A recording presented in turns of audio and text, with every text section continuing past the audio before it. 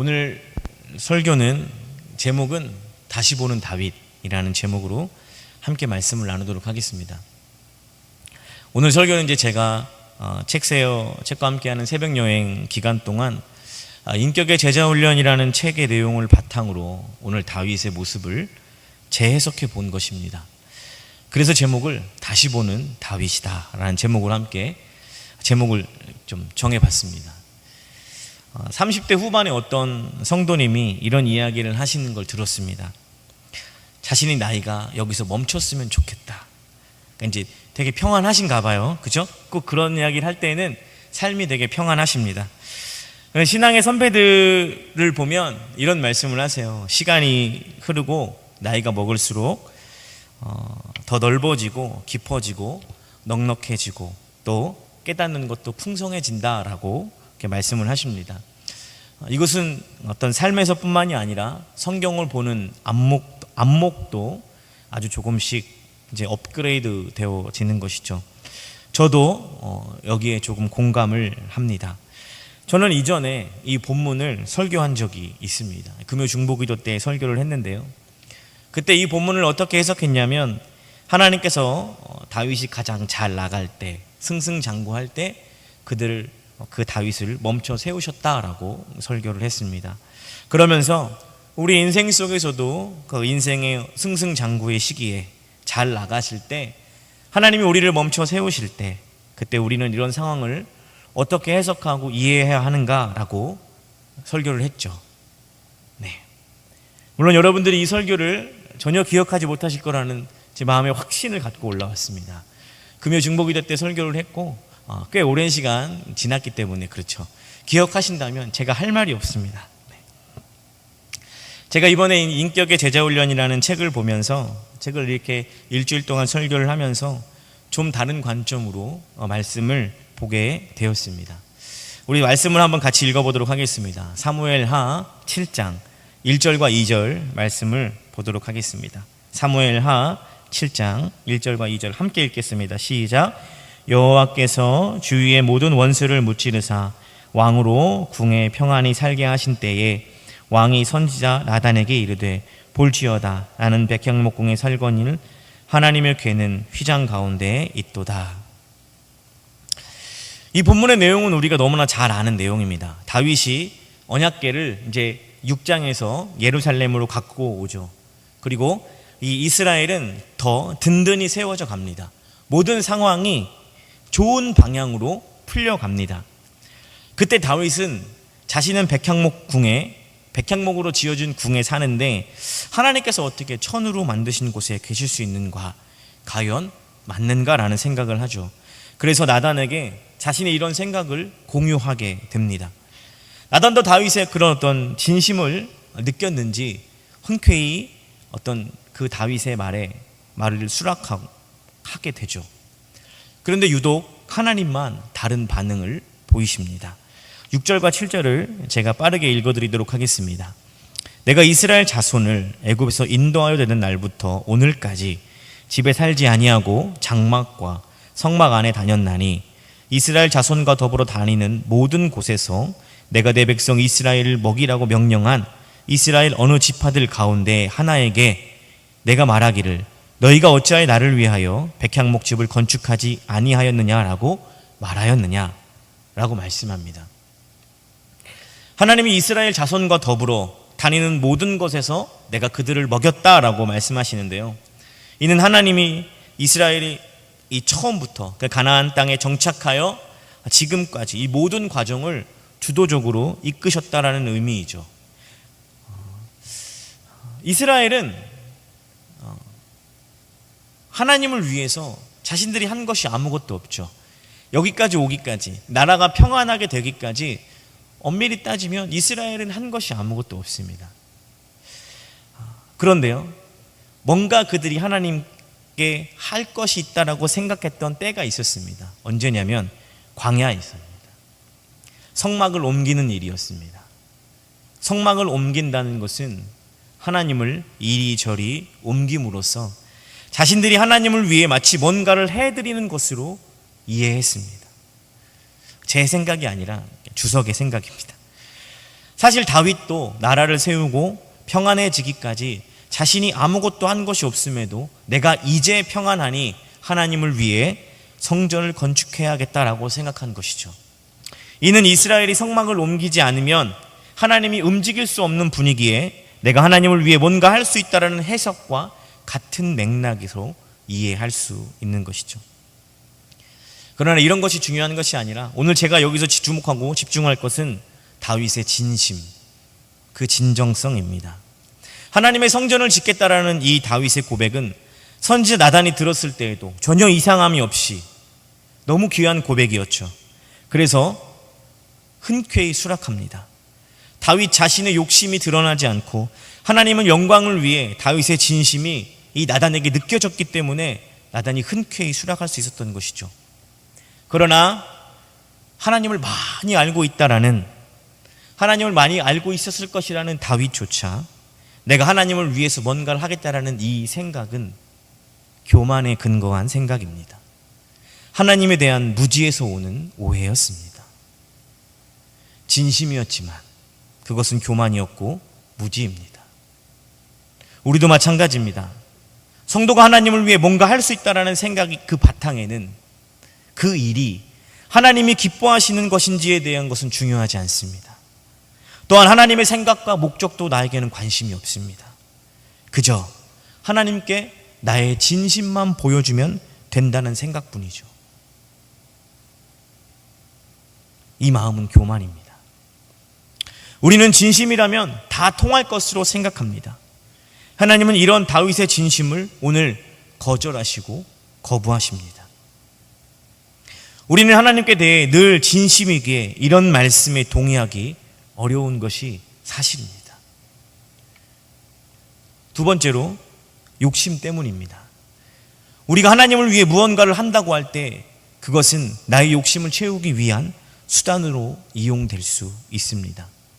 하나님께 복받기 위해 나의 열심과 진심을 담아 헌금하고 기도하고 봉사하고 전도나 다른 열매를 보이려고 애를 씁니다. 허나 이것은 또한 나의 소원과 욕심을 이루기 위한 수단으로 하나님을 이용할 뿐 하나님의 뜻이나 성품과는 상관없는 일이 되는 것이죠. 하나님은 다윗을 너무 사랑하십니다. 그를 기뻐하셨고요. 분명히 하나님은 자신을 위해서 뭔가를 하겠다라는 이 다윗의 진심을 누구보다 하나님이 잘 아셨을 겁니다. 왜요? 중심을 보시는 분이기 때문에 그렇습니다. 그러나 하나님은 그게 아니다라고 오늘 나단을 통해 다윗을 가르치십니다. 이 이스라엘은 사사시대를 지나 왕정 국가로 변모해 가는 과정 속에 있었습니다. 그때 하나님은 다윗을 먹이시고 가르치시고 자라게 하시는데 많은 시간과 에너지를 쏟으셨습니다. 이렇게 다윗을 연단하시고 훈련시키시는 하나님의 뜻과 계획과 목적이 무엇입니까? 너는 백향목 궁에 사니까, 나는 천으로 지어진 집에 사니까 네가 사는 것보다 더 좋은 곳을 지어라 라고 다윗을 이렇게 훈련시키신 건가요? 아닙니다. 하나님의 뜻과 그 목적하심은 순종과 충성이었습니다. 시편 119편 71절에 보면 이런 말씀이 있습니다. 우리가 잘 아는 말씀인데요. 고난당한 것이 내게 유익이라 이로 말미암아 내가 주의 율례들을 배우게 되었나이다 라고 말합니다. 이 고백은 고난을 통해 내가 하나님의 도구가 되거나 기능적인 사람이 되었다라는 말이 아닙니다.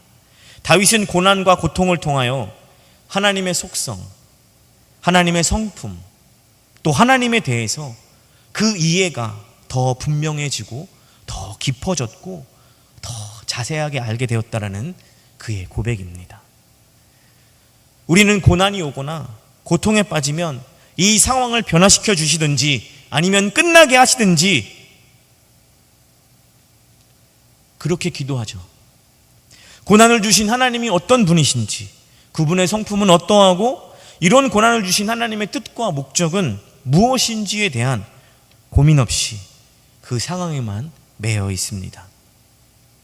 물론 제가 고난을 당한 당사자가 아니기 때문에 편하게 말할 수 있다라고 생각하실 수 있습니다. 고난을 당해보신 분들이 이 고통이 빨리 지나갔으면 하는 소원이 생기기 마련입니다. 그건 너무나 자연스러운 것이죠. 저도 저희 어머니를 통해서 뼈가 저릴 만큼 잘 알고 있습니다. 그러나 우리가 믿는 하나님이 그런 상황을 주신 것이라면 주신 이유에 대해 고민하고 하나님에 대해 더 깊어져야 합니다. 더 깊게 생각해야 합니다. 우리는 생각하지 않기 때문에 감사할 수 없는 것입니다. 하나님께서 다윗을 자라게 하시고 키워가시면서 하셨던 중요한 증언이 사도행전 13장 22절에 있습니다. 우리 같이 한번 읽어볼까요? 사도행전 13장 22절 시작. 패하시고 다윗을 왕으로 세우시고 증언하여 이르시되 내가 이새의 아들 다윗을 만나니 내 마음에 맞는 사람이라 내 뜻을 다 이루라 하셨더니, 개역개정에는 내 마음에 맞는 사람이라 라고 다윗을 소개하고 있습니다. 그러나 이전 성경에서는 내 마음에 합한 자다 라고 번역을 하고 있습니다.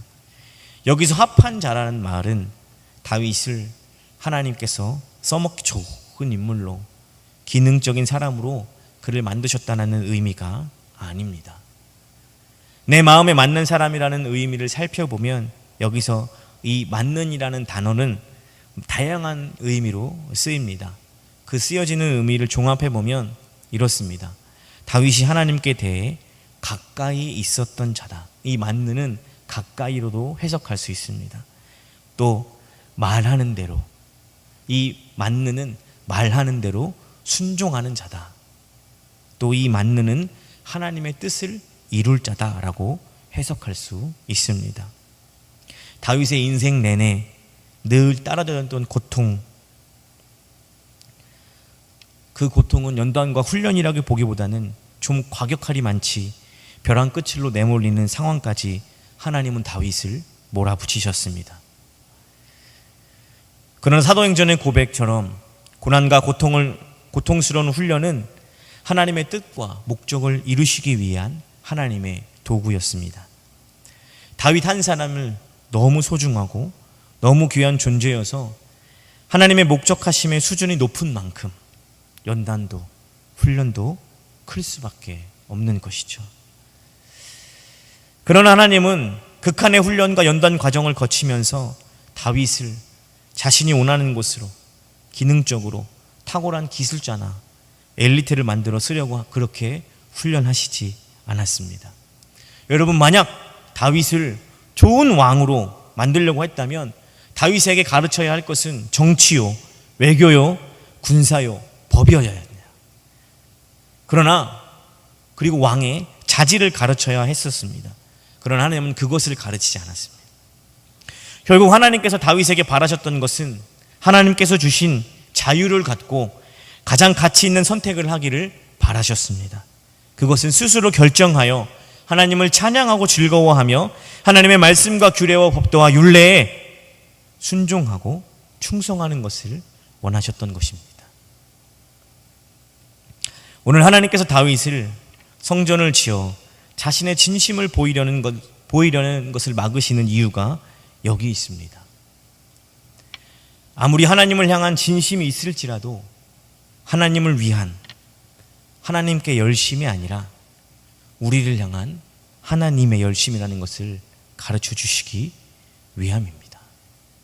예수님께서 말씀하신 것처럼 받으심이 아니라 섬기며 자라게 하기 위함이라는 것이죠.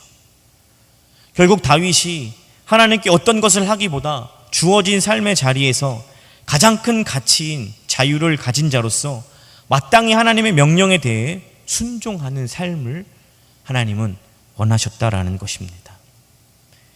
그것을 원하셨기에 오늘 다윗이 하나님을 위해 그 성전을 짓겠다라는 것을 거절하시고 거부하신 것이죠. 오늘 이런 설교를 하면 대중의 어떤 분들은 그러면 우리는 아무것도 하나님께 할 게 없네요 라고 생각하는 사람들이 있을 수 있습니다. 설교를 잘 들으면 자연스럽게 생기는 마음이고 질문일 수 있습니다. 사실 이런 생각은 복음을 잘 모르기 때문에 생기는 질문입니다. 하나님께서 우리를 구원하시기 위해, 가치 있는 존재로 부르시기 위해 어떤 대가를 치르셨는지 우리가 머리로만 알 뿐 정말 가슴으로 와닿지 않기 때문에 이런 질문을 할 수밖에 없는 것이죠. 여러분, 극악무도한 그 죄인의 죄를 사하기 위해 내 자녀를 죽여야 한다고 누가 우리 중에 한 사람에게 명령한다면, 과연 세상의 어떤 부모가 그것에 동의하고 자신의 자녀를 내어줄 수 있습니까? 하실 수 있으십니까? 불가능합니다. 이건 쉽게 결정할 수 있는 문제가 아닙니다. 하나님이라고 이 결정이 쉬우셨겠습니까? 누가 쉽습니까? 그런데 우리를 너무 사랑하신 나머지 예수 그리스도를 통해 하나님이 그 일을 하신 것입니다. 그 일이 복음입니다.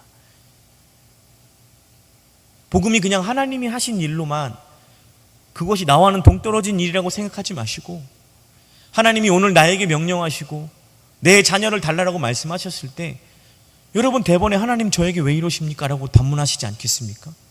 하나님이 그 일을 하신 겁니다. 여러분은 자연스럽게 반문하실 일을 하나님은 하신 겁니다. 그런데도 내가 하나님께 아무것도 할 게 없다고요?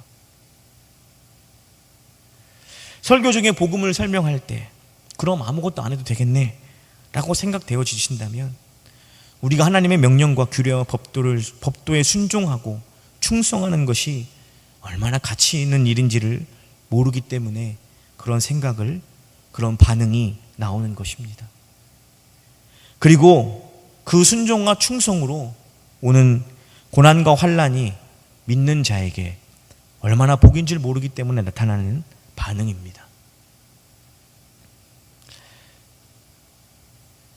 그런 반응이 나타나는 것은 우리가 복음을 경험한 자들임에도, 복음을 누리고 있는 자들임에도 우리가 죄인이라는 증거이고 하나님에 대해 무지하기 때문에 나오는 반응입니다.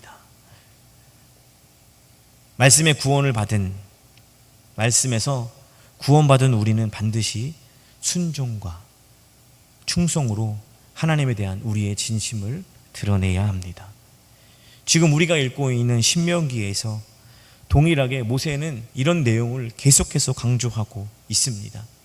애굽에서 종되었던 그들을 구원하셔서 하나님께서 가나안을 주시고 끊임없이 요구하시는 것이 무엇이냐면, 자유인으로서 자유로운 선택에 의해 가장 가치 있는 하나님의 명령과 규례와 법도에 대한 순종과 충성입니다. 모세는 이것을 그들에게 끊임없이 가르치고 있고요, 이것에 순종하는 것이 이스라엘 백성에게 영광이고 은혜이며 명예라는 것을 모세는 신명기 내내 이야기하고 있습니다.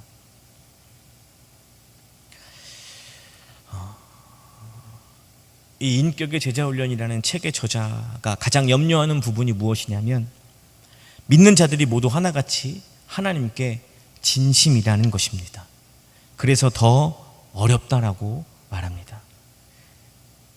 그러나 하나님을 향한 진심이 그리스도인들의 소원을 이루기 위한 도구로 전락해 버렸다라고 아주 강하게 말씀하고 있습니다.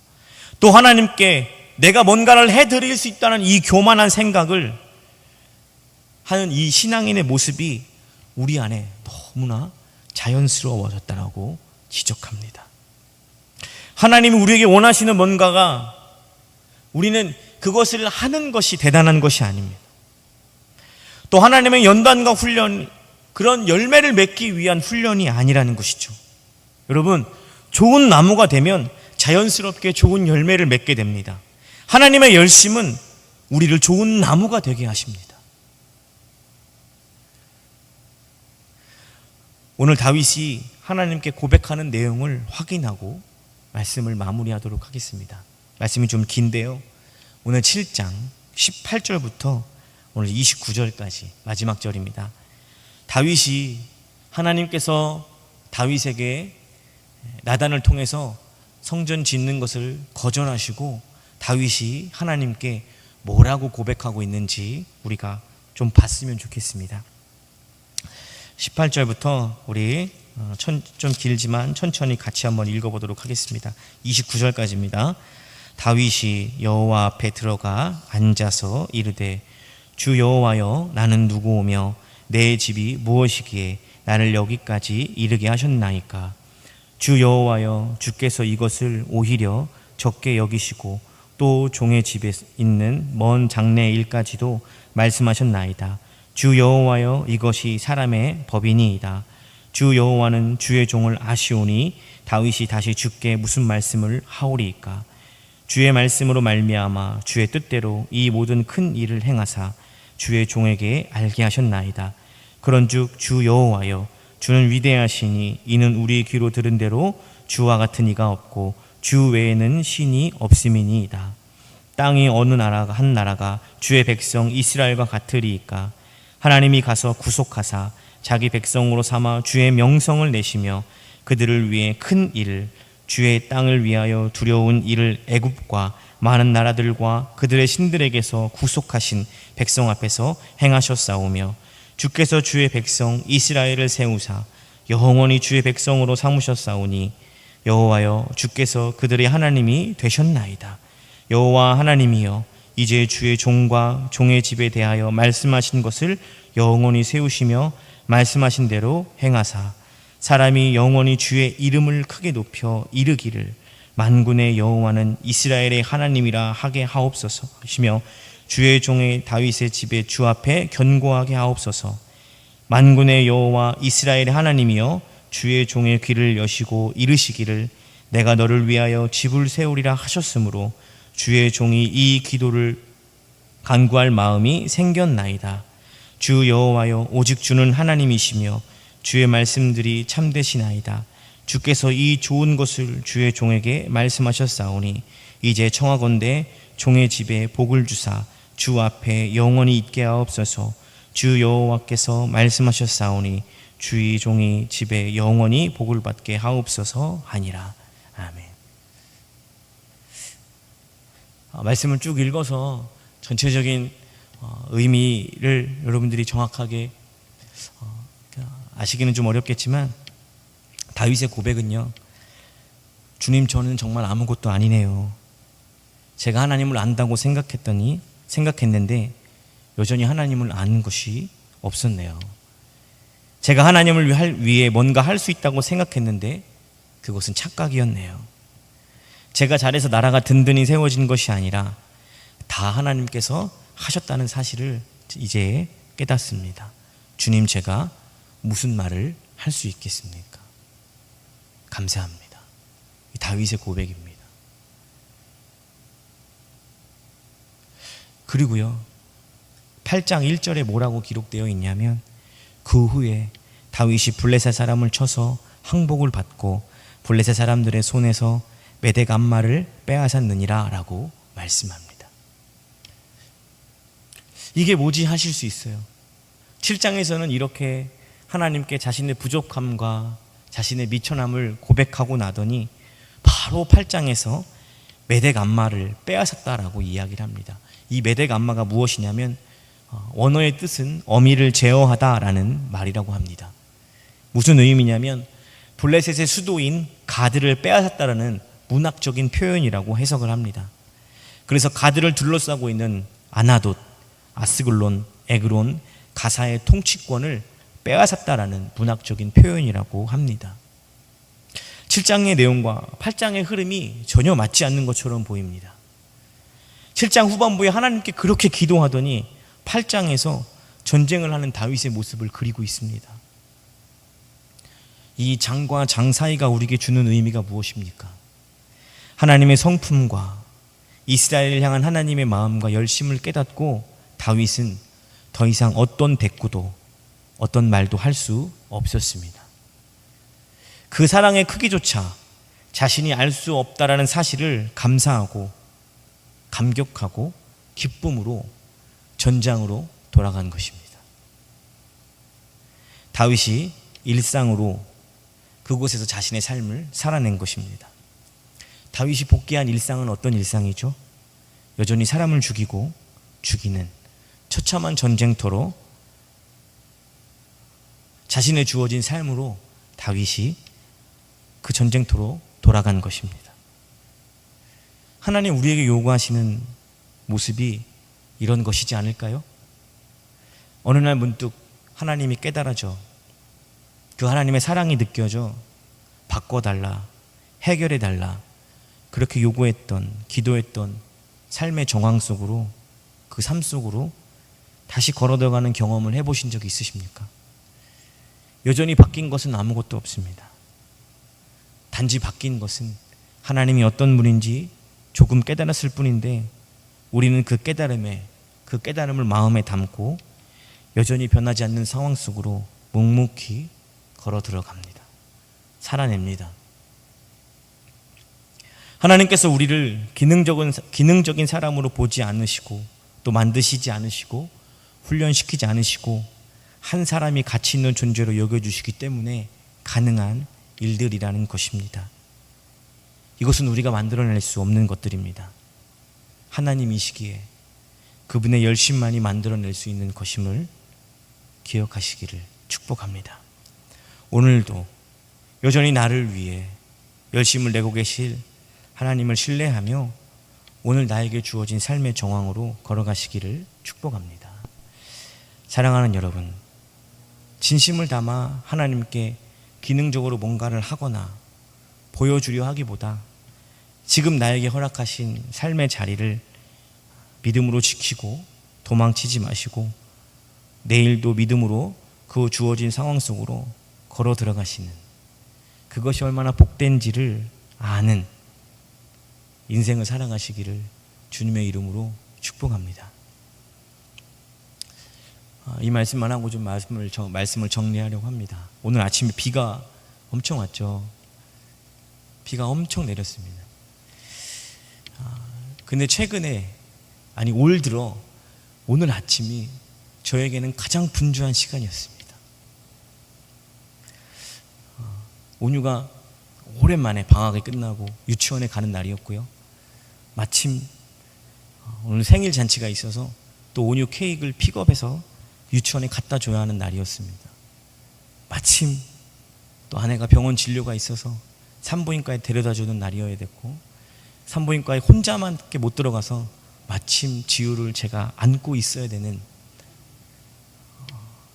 너무 아침에 화가 났습니다. 비는 하늘이 열린 것만치 그렇게 비가 많이 내렸어요. 너무 화가 나는데 어떻게 할 수가 없는 거예요.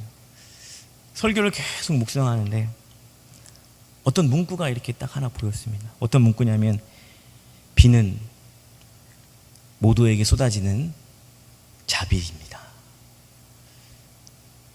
비는 모두에게 쏟아지는 자비입니다.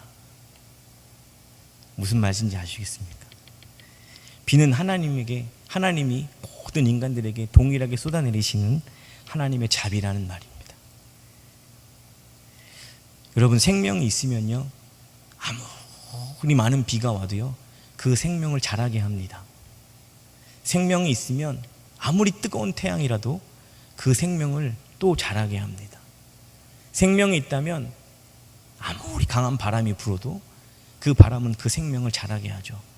그러나 생명이 없다면요, 햇볕은 그 생명이 없는 것을 더 썩게 하고요, 비는 그 생명이 없는 것을 더 썩게 하며 바람도 마찬가지입니다. 우리의 삶에 뜨거운 햇볕과 바람과 비는 우리의 생명을 더 자라게 합니다. 더 견고하게 하고요. 그것이 하나님의 열심입니다. 바람이 강하게 부십니까? 그의 삶 속에서, 여러분들의 삶 속에서 바람이 강하게 부십니까? 햇볕이 너무 뜨겁습니까? 비가 왜 이렇게 많이 옵니까? 그러나 여러분, 다윗을 벼랑 끝으로 몰고 가시지만 결국 그 벼랑 끝에서 하나님을 바라보게 하시는 것처럼 이렇게 많은 비가 내려오더라도, 많은 햇볕이 찌고 강한 바람이 불더라도 결국 하나님은 우리를 위해 일하고 계시다라는 사실을 잊지 마시기를 바랍니다.